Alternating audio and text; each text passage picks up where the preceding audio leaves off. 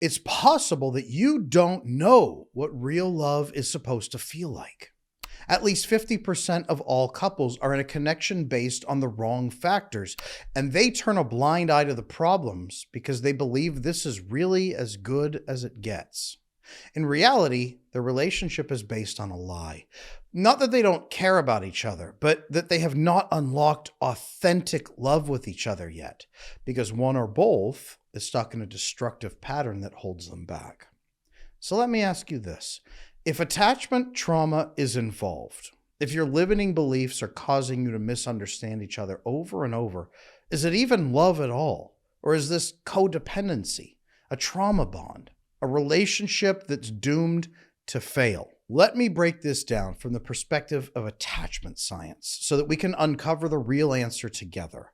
Because this dynamic impacts at least 50% of all couples. And it's time that we truly understand what real love looks like psychologically, neurologically, and behaviorally. I'm Adam Lane Smith, the attachment specialist. I was a licensed marriage and family therapist for many, many years. I've been in the field of psychology for over 16 years now, working with attachment and deep core romantic relationships, helping couples come back from the worst possible issues you can imagine. I've also been married for 16 years, and I have 5 kids with my wife, very happily married, and I know what it takes to make real, authentic love. Here in this video, I'm going to make sure you understand the difference between real love and chemical addiction. If you've ever wondered if you really love them, or if they really love you, or if it's just infatuation and bad patterns, this video will clarify everything for you. I'm going to give you the secret knowledge that I have learned through 16 years of doing this work and living it myself in my own marriage. And together, at the end of this video, I'm going to show you how to build the most authentic, fulfilling, connected, loving romantic relationship that you've ever known. Now, the first question we've got to ask when we look at any relationship is it codependency? Here's why this question matters. Many people mistake anxious and avoidant relationship dynamics for codependency, but are they really the same thing? Here's what codependency actually is, and we're going to go through this step by step, because a lot of people throw around the word codependent without knowing what it means. So let's clear this up. Codependency is when your entire sense of self-worth depends on your partner to the point that you lose yourself completely in the relationship. You prioritize their needs over yours every single time, and without them, you feel completely empty. So what's happening in your brain during this process? Well, the dopamine and the oxytocin are working overtime. Every time that you do something for them, especially if it makes them need you, you get a dopamine hit, which makes you feel rewarded for this good behavior. And on top of that, oxytocin, the bonding hormone, kicks in every time that you provide emotional care, reinforcing the belief that being needed equals being loved. The problem is that this makes your nervous system addicted to overfunctioning. Your brain starts linking your self-worth to how much you sacrifice in the relationship. That's why people that are stuck in codependent patterns struggle to ever walk away, even when they know that they should. Now, anxious and avoidant relationships can look like codependency, but they're not always the same thing. They can feel a lot like codependency, but they actually work a little bit differently. In true codependency, both partners are fully enmeshed. They don't function without each other. But in an anxious, avoidant dynamic, it's more of a push and pull. A codependent structure is one where one partner is doing damaging, harmful things in the relationship and to themselves, and the codependent partner, usually the anxious person, is overwhelmingly caretaking them, protecting them from the consequences of their own actions.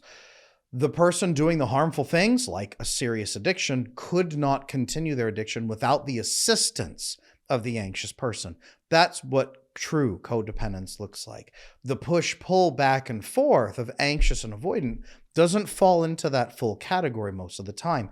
The anxious person, yes, is chasing, but the avoidant person isn't necessarily clinging back. They're actually usually pulling away, trying to stand on their own 2 feet fully without you. Neurologically, the anxious partners experience cortisol spikes, the stress hormone, when their avoidant partner withdraws, while the avoidant actually feels relief when they get the space.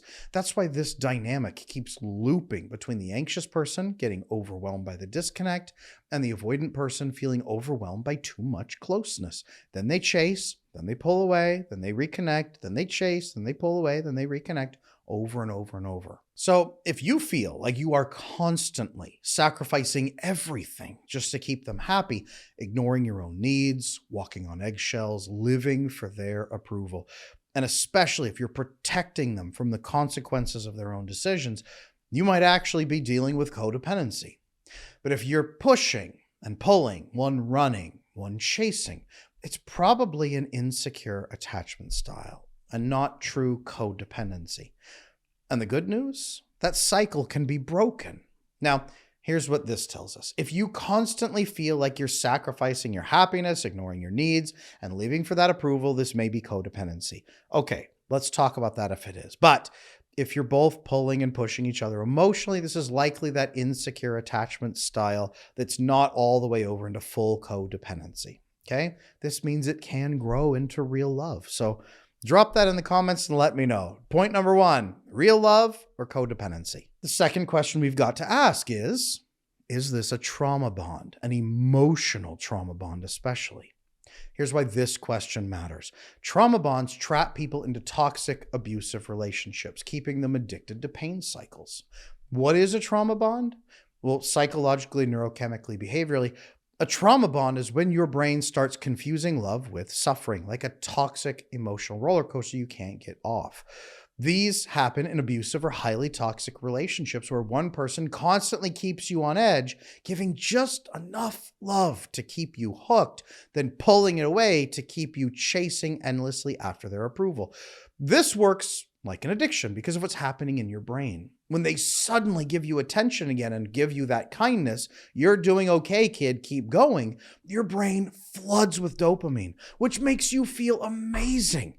And that reward reinforces the belief the suffering was worth it. This is called intermittent reinforcement, by the way. You are periodically given this. Sometimes it's also called breadcrumbing. But when they withdraw or hurt you, your cortisol spikes out of control, throwing you into stress mode. The brain starts linking pain to love, and that's why it's so hard to leave. It feels like withdrawal from a drug. Your option then isn't to walk away from them because you're withdrawing. Your option is to go forward toward them and repair what happened and appease them and try to get that hit of approval. It is the opposite of codependency. In codependency, you're rewarded for taking care of them when they screw up. In trauma bonds, they tell you you've screwed up, inflict hurt, and then make you chase their approval to then feel good. In this case, you are chasing their approval for a measurement of safety. This is a trauma bond. Now, it's not just unhealthy. It's incredibly damaging to your neurology, to your mental health, to everything, especially your immune system, because it rewires your nervous system to seek out relationships that hurt you. Some people during this cycle, when they've been trauma bonded extensively for a long amount of time, have developed neurological disorders. They've developed autoimmune disorders, even cancers, because of the ongoing agony that your nervous system is in and how it suppresses and destroys your immune system. Now, anxious and avoidant relationships can feel like trauma bonds, but they're not always. Just because a relationship feels intense or painful doesn't automatically mean it's a trauma bond. There's a big difference, and the difference is intent. In trauma bonds, one partner is usually controlling, manipulative, or deliberately cruel, keeping the other person emotionally trapped. They know that they are using behavior modification upon you, and they are doing this to try to drive your behavior to flip you into a fawning state so that you endlessly give them what they want. Now, they might not say, ha ha, I'm enjoying that you're hurting, but they're using these controlling tactics to manage you. But avoidant people who are ethically avoidant, that's manipulative avoidant and or personality disorders, but ethical avoidant people, they're not withdrawing to punish you, and they're not withholding love to punish you. They're actually afraid themselves. They're overwhelmed and they're trying to protect themselves. They're not thinking, how can I control you? How can I make you do what I want? They're thinking, I can't handle this. How do I keep myself safe from this emotional overwhelm? What do I do to recharge? How do I get 5 minutes to myself? They're pulling away for that. It has to them nothing to do with you. And they don't usually understand that you're experiencing pain. The other group knows you're experiencing pain and uses that intentionally. That's a trauma bond. Now, I really want to highlight this. The push-pull in an anxious avoidant relationship is not from control, it's from fear.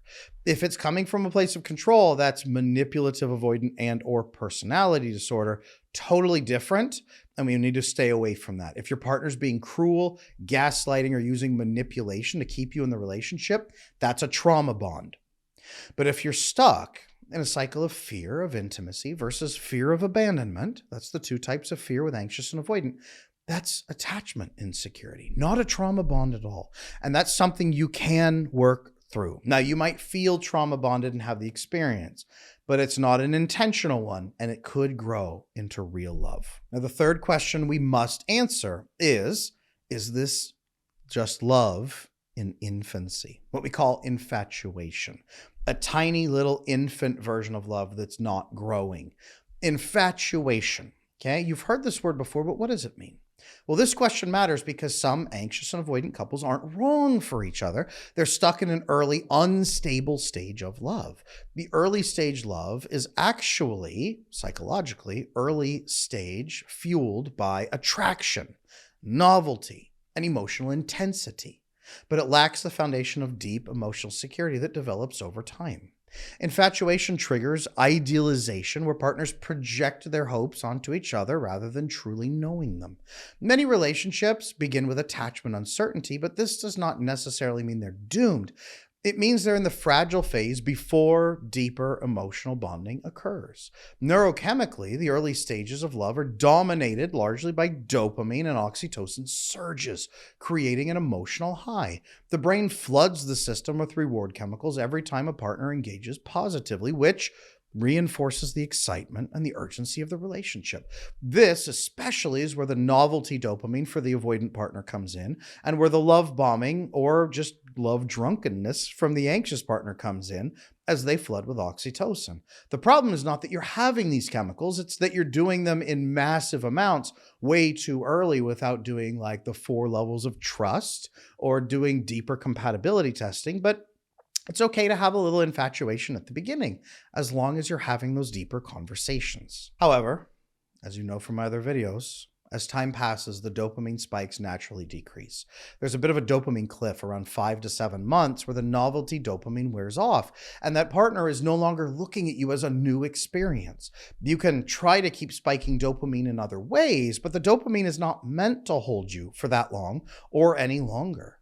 Remember? You're supposed to be bonding appropriately. And the transition to lasting love requires more than just neurochemical attraction, by the way. It requires emotional security and trust and mutual investment in a relationship you want to maintain. Now, behaviorally, early stage relationships often involve deep intensity, rapid progression, and emotional highs and lows. When you hear the phrase, "I don't normally do this," that's where you know it's infatuation. Anxious and avoidant dynamics begin to emerge in this early stage, and the lack of a secure foundation exacerbates fear rather than resolving them. Without conscious efforts, these relationships remain an unstable holding pattern indefinitely, unable to deepen into real love. If you've ever seen somebody who's been in the same relationship with somebody for a year or 2 or 5 or 8, and they don't have a label on it, and one person is hoping the other person eventually will, that's long-term infatuation that probably has died, and they're both trying to pretend it hasn't. Now, psychologically, a lot of anxious and avoidant relationships struggle to ever progress past this point because each partner's fears prevent the deepening of emotional security. The anxious partner wants certainty too quickly in comparison to the avoidant person.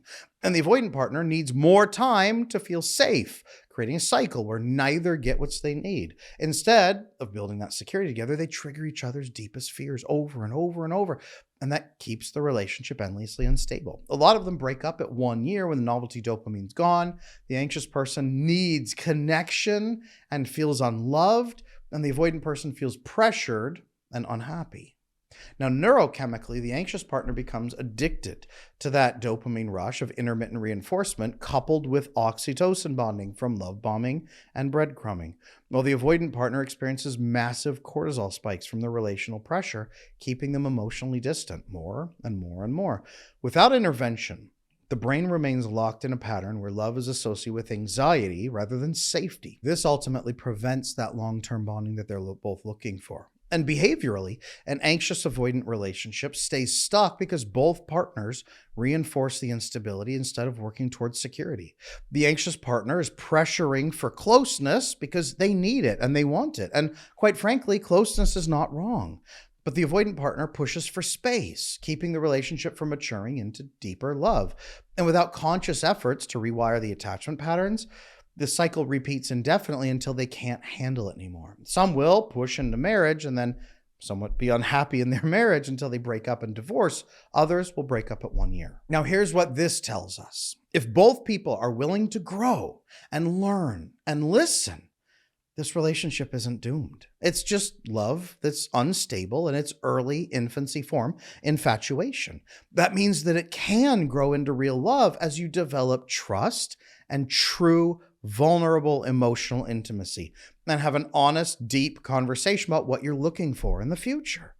However, if one person refuses to meet the other one halfway, it may never progress to real love, and you may stay stuck for 8 years until you break up with a lot of heartache. And I've seen a lot of those cases. Now, the final answer here is this. Can anxious and avoidant partners truly love each other? Yes, real love is possible, but only if both partners actively work towards security. If the dynamic stays stuck in this painful cycle, it is not real love. It's survival mode. What real love looks like, psychologically, neurologically, behaviorally, let's talk about that because most of you have never felt it. You might not know the difference. Maybe you didn't see it. You grew up inside of your parents' relationship, whatever it may have looked like, and that's the only model you really have. So here's what you need to know. Real love is secure. It creates safety, predictability, and emotional consistency for everybody involved.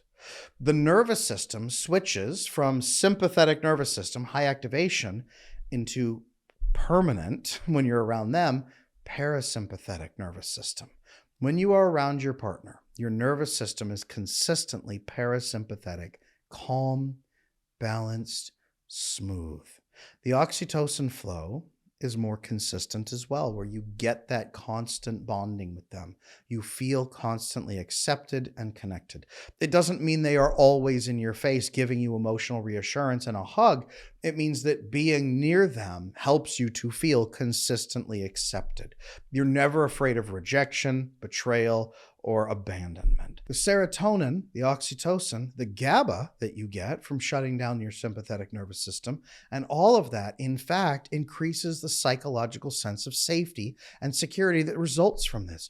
You learn to predict their reactions in a good way, and their reactions will be steady, not massively up and down, not codependent, where you're earning approval from them and feeling good, and that's only time that you feel good, or the painful cycles of trauma bonds where you only feel good when you avert disaster, or infatuation, where it's all just based on how you make each other feel right now at this moment, but nothing is safe or secure.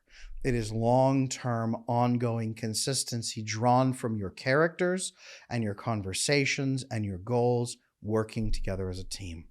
As you learn to predict those reactions and behaviors in a more consistent way, you feel so safe in their presence. And even just having them in your life is a comforting factor. Real love rewires your whole brain. Even when you are safe and secure, it still rewires you for an even better way. The more stability that you build, the less your nervous system panics.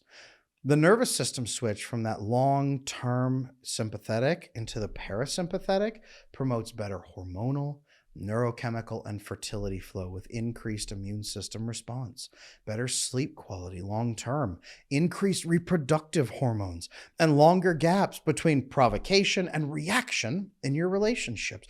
Real love isn't about fixing each other or constantly performing.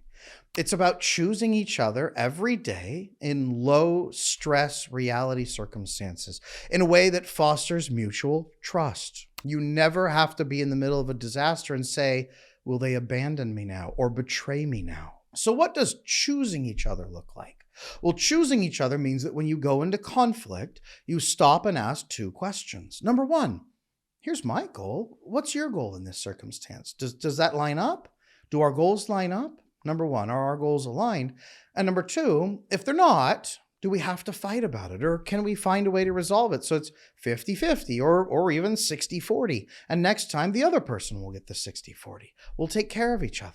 It's building for cooperation inside of conflict instead of jumping to confrontation. There's no hope of working together. Let's fight it out. Storming the hill before the other person can and then firing down on their position as you dictate terms, or falling apart on the floor begging and pleading for mercy before the conflict has even really begun, or running, screaming for the hills and escaping into the darkness of night because you assume the other person will never work with you before you even ask. Cooperation inside of conflict is mandatory, and that's real love. Confrontation is not real love. Confrontation is usually drawn from the absence of love or the overabundance of dysregulation in one or both of the individuals. Choosing each other also maintains a sense of curiosity. You have to be curious about each other. I've been married for 16 years. My wife and I go out every Sunday and ask, what was your week like? What were your challenges? Why? What was challenging about it? How did you come through it? How are you doing now? Tell me your story of your week, and so I can continue to learn. What have you learned this week? What was something cool that you've learned? Who are you becoming is a constant theme in our marriage. Who are you becoming, and how can we go there together? A sense of curiosity means you never get surprised by who the other person is because you've watched them grow continuously because you're always curious. It also makes them feel like you care enough to pay attention. You feel like a priority.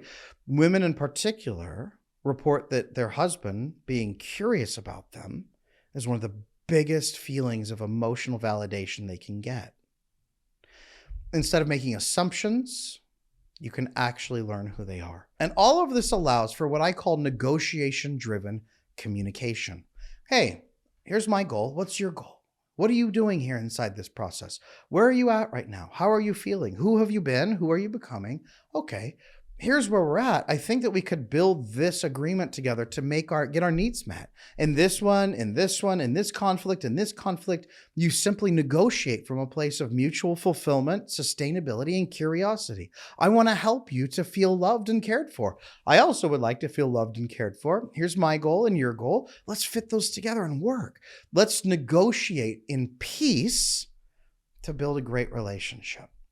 This makes it easier to share your needs and get your needs met in return. Putting these together should show you an image of what romantic love looks like in practice. You care about what they need. You care about how they feel. You ask them questions and learn more about them. You pay attention to them. They pay attention to you. You have conversations about conflicts instead of having confrontations. You talk about how to work together and how to win together. And again, you actually care about each other and your nervous systems are leveled out. So you're able to do this better and better and better with each pass. Again, as your nervous system reprograms and stays calmer, that's why this is important, because then you go into a conflict and your nervous system doesn't even blip. You don't bat an eye. You walk in and you say, no, I know this person has my back. We just have to talk about it. And then you move forward. So again, the real question here is not, can anxious and avoidant partners love each other? The real question is, can they become secure together? And to that, I am happy to say that the answer is yes, if they both want to become secure and if they're willing to do the work. But this requires a severe warning as well. Many couples who are in a terrible relationship are convinced they can make it work because their brain chemistry is lying to them and holding them hostage. You must take the time to apply everything that you've learned in this video and test to see if your relationship connection is real love or if you've been fooling yourself. And to help you do that, I'm going to be hosting a masterclass soon on this channel to teach you exactly how. But yes, I want you to know love can absolutely blossom between the anxious and the avoidant partners when they work together as a team to address all of their concerns and make a secure bond together. So make sure that you're working together toward a lifelong connection. Now, this video, as much as it might have changed your mind, is still just the surface level. If you want to go deeper, I'm going to be hosting a free live masterclass on this topic right here on YouTube Live. If you have questions or you need help on this topic, please drop your questions in the comment sections below. My team and I are going to pick the top 10 most impactful questions to discuss live in that masterclass. So number one, go down there and upvote the questions below that you want to hear answered. You can hit the thumbs up on as many as you want. It'll move them toward the top. Or leave your own questions down below for that live stream and other people can upvote those. Questions are only going to be taken from the comment section so that we can address the most important struggles directly. So if you want your answers, drop those comments down below, please. Last thoughts here, and I need you to really, really take this one in. Most anxious and avoidant couples never make it. Not because they aren't meant to be together, but because they never learn how to break the cycle. The difference between staying stuck and finally feeling secure together starts with understanding exactly what's happening and what to do about it. The context, I had to teach you that inside this video. All of this is context. You're probably asking how. That's fine. I'm here to help. The live stream will be dedicated to practical steps to achieving everything that we've talked about here in this video. That's what I'm going to show you how to do inside that masterclass. And it's free and you are welcome to come. Click into my live events section right now on here on YouTube. Click live. There's scheduled ones in there. Find that one, put it in, click that, sign up for notifications. Make sure you hit the bell. Make sure you're subscribed to this channel and you can come and ask me those questions. But right now, drop your questions below. I'm looking forward to reading them.